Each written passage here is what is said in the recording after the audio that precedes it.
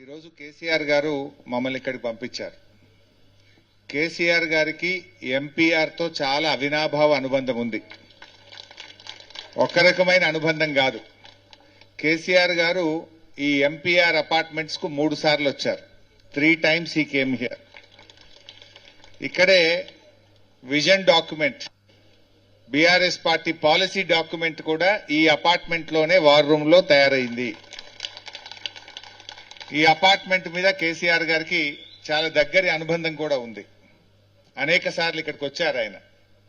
అంతేకాదు, ఆయన ముఖ్యమంత్రిగా అయిన తర్వాత ఆ రోజు మీరందరూ ప్రతినిధులు అక్కడికి వచ్చి, నేను కూడా ఉన్నాను ఆ రోజు, సార్ మా అపార్ట్మెంట్ ఖాళీ అయిపోతా ఉంది, ఇక్కడ నుంచి అందరూ వెళ్లిపోతా ఉన్నారు, మాకు మంచినీళ్లు లేవు, నీళ్లు లేక చాలా ఇబ్బంది పడతా ఉంది, కిరాయికి కూడా ఎవరు రావట్లేదు, ఖాళీ చేసి వెళ్లిపోతున్నారు, మాకు నీళ్లు కావాలి అని మీ అసోసియేషన్ ఆ రోజు అక్కడికి వస్తే కేసీఆర్ గారు అప్పటికప్పుడే ఎండి హెచ్ఎండబ్ల్యూఎస్ కు ఆదేశించి ప్రత్యేకమైనటువంటి పైప్ లైన్ తో మీకు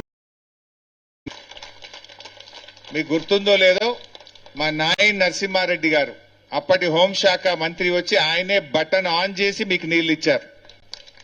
అంటే కేసీఆర్ గారేమో ఈ అపార్ట్మెంట్ నిలబెట్టే ప్రయత్నం చేస్తే రేవంత్ రెడ్డి గారు కూల్చేసే ప్రయత్నం చేస్తున్నారు. ఆయన నిలబెట్టారు కేసీఆర్ గారు, ఈయన కూల్చేస్తా అంటున్నాడు. ఆయన గుర్తు చేయమన్నారు మీకు. ఆ రకంగా ఇక్కడితో ఎంతో అవినాభావ అనుభవం ఉంది. అంతెందుకు, మా సబితక్క మీరు ఒకసారి ఫోన్ చేస్తే రాత్రికి రాత్రే మీ కాలనీ ముందు నుంచి, అపార్ట్మెంట్ ముందు నుంచి రోడ్డు వేయించింది మా సబితక్క గారు.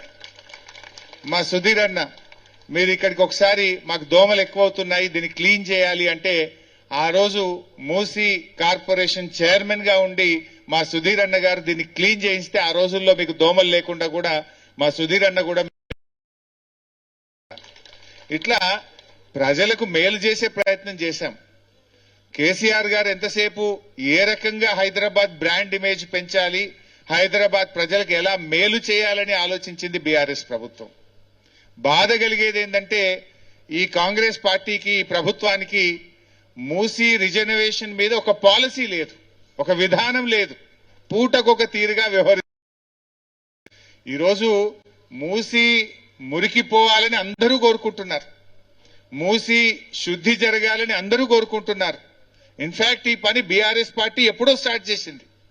ఆ రోజు బీఆర్ఎస్ అధికారంలో ఉన్నప్పుడే 3,800 కోట్ల రూపాయలతో మేము 38 ఎస్టీపీలు బీఆర్ఎస్ పార్టీ నిర్మించింది. అంటే మూసీలోకి మురికి నీరు రాకుండా 38 ఎస్టీపీలు నిర్మించింది బీఆర్ఎస్ పార్టీ. ఆ రోజే మేము 4,000 కోట్ల రూపాయలు ఖర్చు పెట్టాం. ఆ రోజే కేసీఆర్ గారు కాళేశ్వరం ప్రాజెక్టు నుంచి గోదావరి నీళ్లు తెచ్చి మూసీలో వదలడానికి డిపిఆర్లు తయారు చేశాం, ప్రణాళికలు తయారు చేశాం. ఈ మూసీ మురికిని పారదోలాలి, గోదావరి జలాలు మూసీలో ప్రవహించాలని కూడా ఆ రోజే బీఆర్ఎస్ పార్టీ ప్రణాళికలు చేసింది, ఆలోచనలతో ముందుకు వెళ్ళింది.